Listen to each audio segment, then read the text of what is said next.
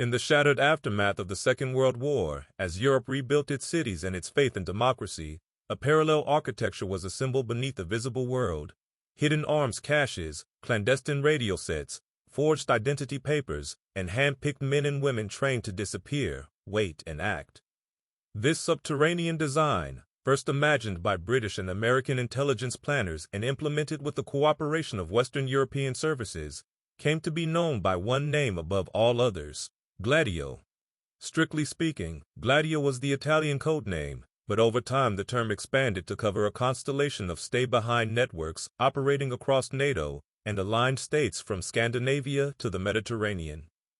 Their declared purpose was simple and grim. If the Soviet Union invaded Western Europe, regular armies might collapse, communications might fail, governments might flee, and sovereignty might be decided not in cabinet rooms but in railway yards, mountain passes, and factory floors. In that nightmare scenario, the stay-behind forces would serve as the seeds of organized resistance, capable of sabotage, intelligence gathering, and coordination with an eventual Allied counteroffensive. That is the official story.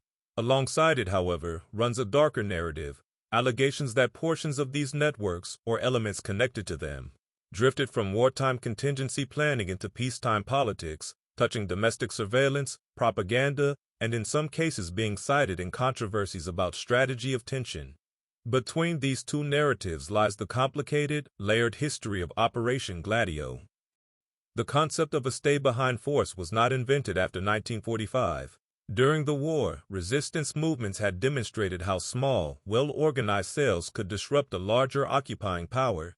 The experience of the Special Operations Executive, SOE, in supporting European partisans and the lessons of clandestine logistics, airdrops, safe houses, code phrases, dead drops, circulated among the Western planners who anticipated that Stalin's armies might not stop at the Elbe. Early Cold War military planning assumed that if war came, it could be sudden and overwhelming, with armor thrusts cutting supply lines faster than politicians could declare states of emergency. The answer, shaped in the logic of the time, was to preposition everything an underground would need long before tanks appeared on the horizon. Intelligence services worked with domestic partners to select candidates thought to be reliable, anti-communist, and sufficiently discreet to maintain cover for years. Some were reservists or veterans with specialized training. Others were civilians with access to critical infrastructure or borderlands. Their preparation included demolition basics, the use of clandestine radios, evasion tactics, and the protocols of compartmentalization that would allow a network to survive arrests or defections. Italy's component eventually took the name Gladio, the Latin word for the short Roman sword. In the Italian imagination, the word combined heritage and purpose: compact, hidden, lethal if required. Italian defense officials and intelligence officers organized cells with the knowledge of Allied partners. Hidden arms dumps, containing small arms, explosives, and communications gear, were concealed in rural terrain, caves, forests, and occasionally in inconspicuous civilian locations. Similar programs emerged under distinct designations elsewhere. In Belgium, structures later linked to military intelligence worked under code labels that would only surface decades afterward. In West Germany, various efforts intersected with the broader project of rebuilding a security apparatus under the wary eyes of occupying powers. In France, lessons from the resistance blended with Gaullist doctrines about national independence and continental defense. In Greece and Turkey, which joined NATO in the early 1950s, anti-communist paramilitary doctrines drew on recent experiences of civil conflict, border insecurities, and the perceived need to neutralize subversion in wartime. Neutral states, too, examined variants of stay-behind ideas, tailoring them to their own legal and political contexts. From the beginning, the networks were haunted by a paradox. They were created to remain invisible, yet they required substantial coordination to be effective. Arms caches had to be inspected and replenished. Radios had to be tested. Cryptographic procedures and call sign rotations had to be updated. People needed to be paid, or at least supervised and reassured that the state remembered them. Training had to be refreshed, but too much activity risked exposure. Some nations formalized oversight committees within defense ministries, while others relied on unwritten understandings or small circles of senior officers. Allied liaison officers passed along techniques, equipment, and funds in varying mixes. Throughout, secrecy was both an operational shield and a political liability in the making. The more successful the concealment, the more dramatic the backlash would be if the public discovered a hidden army it had never voted for. By the late 1950s and early 1960s, Europe had entered a phase of tense equilibrium. NATO's conventional forces stabilized. Nuclear deterrence cast a shadow that froze imagined battle lines into place. In this period, stay-behind networks were neither disbanded nor fully activated. Instead, they endured as insurance policies. The logic of deterrence suggested that the very existence of such clandestine capabilities contributed to resilience, but this logic also bred mission creep. In some countries, intelligence officials reasoned that the best stay-behind operators would be those already active in monitoring subversion and mapping the social terrain. Overlapping personnel and interests formed ambiguous zones where counter-subversion, propaganda, and contingency planning brushed against one another.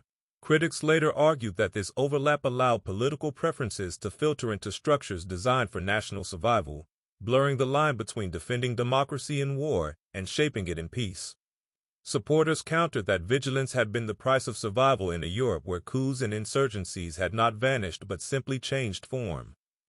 The 1960s and 1970s were turbulent decades across the continent. Street movements, labor militancy, cultural revolutions, separatist energies, and the violent fringes of the far left and far right pulsed across capitals. In Italy, a period later called the Years of Lead saw bombings, kidnappings, and clashes that still divide interpretation. In West Germany, the Red Army faction challenged the state with bank robberies, assassinations, and propaganda of the deed. In France, the upheavals of 1968 reshaped society. In Greece, a military junta seized power in 1967. In Spain and Portugal, transitions from dictatorship would eventually arrive, but not without crisis. Within this cauldron, commentators and investigative magistrates later connected dots, some solid, some speculative, between violent incidents, disinformation campaigns, and clandestine networks. The phrase, strategy of tension, entered popular discourse to describe the alleged use of fear-inducing violence or its manipulation to discredit political adversaries and catalyze authoritarian responses. Here, the historiographical ground is uneven, with differing national inquiries, declassified fragments, court cases that found specific culprits while leaving broader structures murky, and lingering disputes among scholars, journalists, and former officials. What is clearer is the timeline by which Gladio leapt from a whispered rumor to a public scandal. In 1990, amid broader shifts at the end of the Cold War, revelations in Italy drew national attention. Italian authorities publicly acknowledged the existence of a stay-behind apparatus, identifying its codename and some of its infrastructure. Parliamentary hearings followed. Parts of the press framed the story as a hidden state within the state. Italian officials argued that the network's aim had been purely defensive, and that any abuses or links to extremist violence involved individuals who exceeded their mandates or were not part of the core structure. Across Europe, governments fielded questions. Did similar networks exist here? Under what authority? With what oversight? Some countries confirmed limited stay-behind planning of their own and emphasized that it had been lawful, defensive, and appropriately supervised.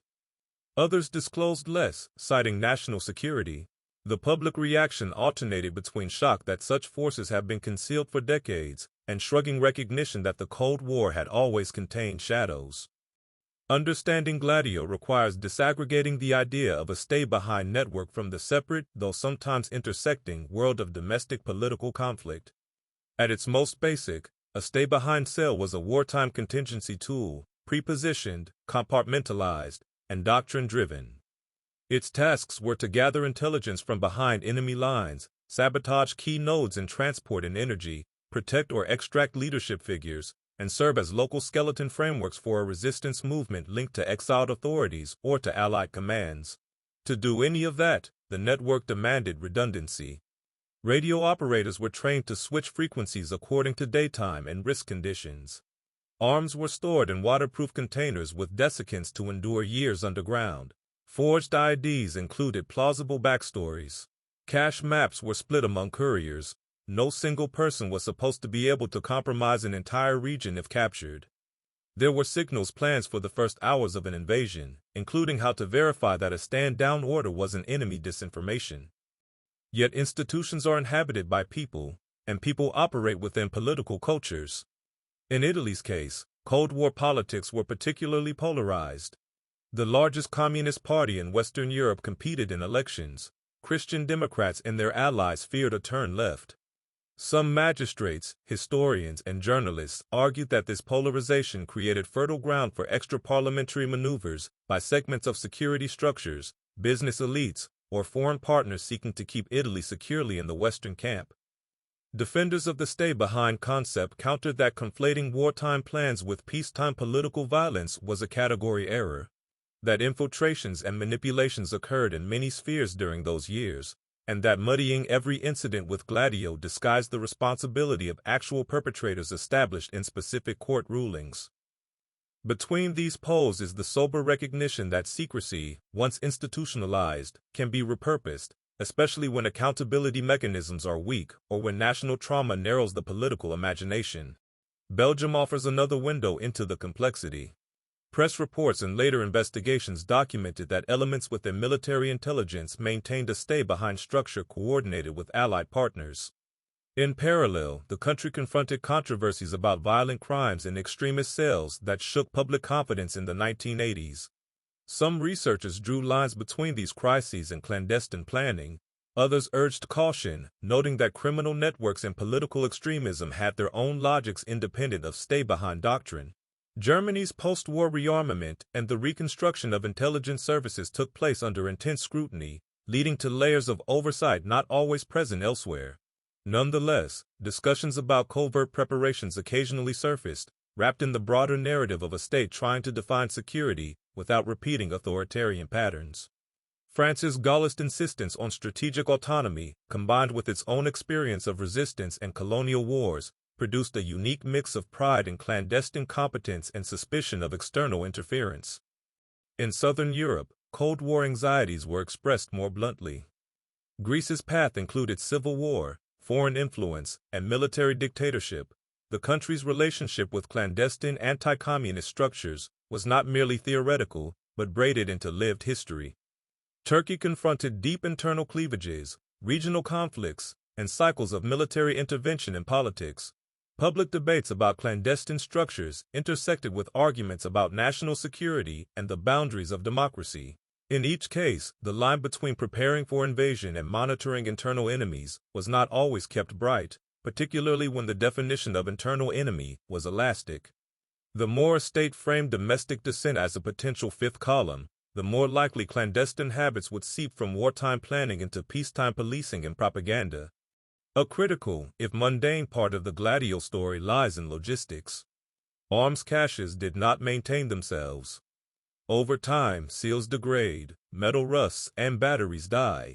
Networks had to be inventoried without leaving paper trails easily discovered by adversaries or journalists. That required trusted teams and budgets that appeared somewhere in the labyrinth of defense accounting.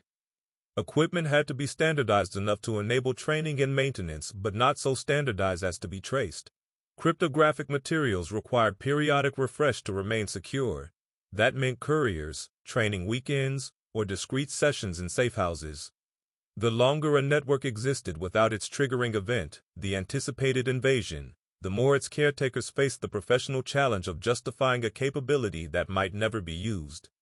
Many clandestine communities confront this paradox. If deterrence works, activity looks pointless. If deterrence fails, activity might prove insufficient. In such conditions, organizations can either atrophy or seek relevance in adjacent missions. The charge that portions of Europe's stay-behind world drifted into internal political terrain reflects that structural temptation. The end of the Cold War forced a reckoning. As the Warsaw Pact dissolved and the Soviet Union collapsed, the invasion scenario faded. Some states moved to wind down their stay-behind structures, closing caches, retiring operatives, and archiving or destroying records. Others kept silence, preferring not to relitigate the moral compromises of the Cold War in the glow of victory. Italy's public disclosures in 1990, and the subsequent parliamentary and judicial scrutiny, ensured that at least one national chapter would be debated in daylight.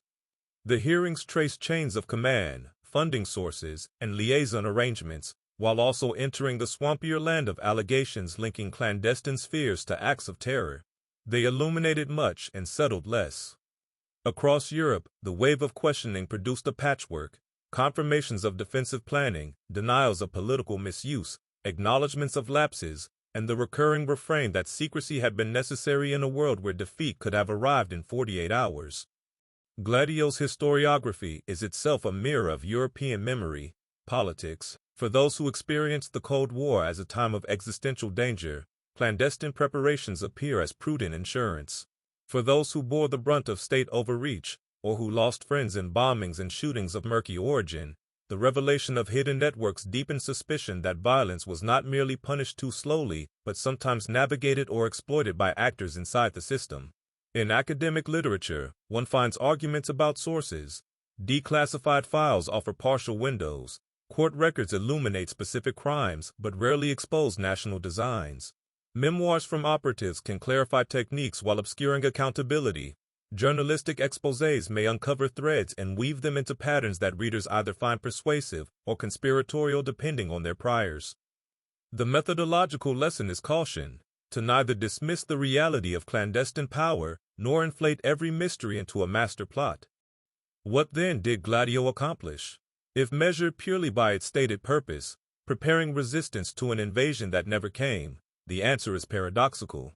The absence of war makes evaluation hypothetical, yet even hypotheticals can be judged by plausibility. A diffuse, cell-based network with prepositioned resources and training would almost certainly have complicated an occupying force's consolidation. Railway lines sabotaged at critical junctions, transformers blown at the right hour, local informants feeding coordinates to surviving Allied assets. These would not have stopped columns of armor, but they could have slowed and frayed them, buying time and imposing costs. In that sense, the existence of stay-behind capacity may have contributed to deterrence by raising the probable price of occupation. On the other hand, if portions of a network or people adjacent to it contributed in any way to domestic abuses, the moral ledger darkens. Democracies do not only defend borders, they defend legal and political norms. Secret armies that trespass on those norms threaten the very values they claim to protect. There is another legacy: the education of Europe's security culture. The exposure of Gladio sharpened debates about oversight. Parliamentary intelligence committees expanded, judicial review deepened, press freedoms proved their worth as reporters followed money and maps into the archives of the clandestine state. Civil society organizations demanded clearer lines between foreign invasion planning and internal security operations. Even in cases where governments maintained that their stay-behind structures had been lawful and apolitical, the controversy encouraged codification, written mandates, sunset clauses, and mechanisms for extraordinary review. In this sense, Gladio's unveiling functioned as a democratic stress test. Systems that could absorb the shock and respond with transparency gained legitimacy. Systems that doubled down on opacity fostered cynicism that bleeds into other policy domains. To understand why secrecy expanded so confidently in the early Cold War, one must also remember the moral atmosphere of the time. To many officials, communism was not simply a rival ideology, but a totalizing system that infiltrated unions, universities, and ministries. The fear that electoral victories by left-wing parties might lead to legal formal but strategically disastrous shifts drove some actors to blur lines between defense and politics. Conversely, many citizens who voted left did so out of social commitments and post-war hopes, not out of loyalty to Moscow. In that gap between elite suspicion and popular complexity, clandestine structures found both their rationale and their risk. The critical, democratic lesson is that when policy is monopolized by an inner circle, even sincere intentions can generate outcomes that the broader society never consented to and cannot easily correct. Gladio has also entered the realm of cultural myth. Novels, films, and television documentaries use the word as shorthand for a whole gallery of secret states, black operations, and manipulated tragedies. The power of the myth can obscure the specificities of national histories and judicial findings. It is tempting to fold every unresolved event into one explanatory container, but precision is a civic virtue. Some crimes were planned and carried out by extremist groups with their own agendas. Some abuses were orchestrated by rogue officials or corrupt constellations that exploited Cold War cover. Some conspiracies were imagined more fully than they existed.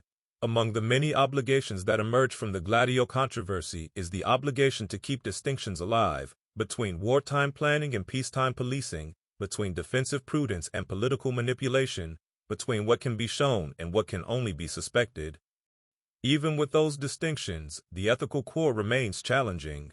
Democracies must sometimes prepare in secret. Sources must be protected. Capabilities must remain hidden to be useful. Yet secrecy cannot become a permanent, unreviewable condition. The balance is delicate. In the world that birthed Gladio, that balance tilted toward clandestinity because the threat landscape felt immediate and catastrophic. In the world that followed, transparency became a more credible shield than many imagined. Europe's post-Cold War trajectory, expanding unions, integrated markets, shared courts, depended on public trust as much as on military hardware. The revelation of hidden arsenals under that social soil was jarring not only because of what those arsenals could do, but because they reminded citizens how much had been decided without them. Looking back, one can sketch a sober profile of Gladio. It was a network of networks, varied by country, composed of trained cells, designed for a specific wartime contingency.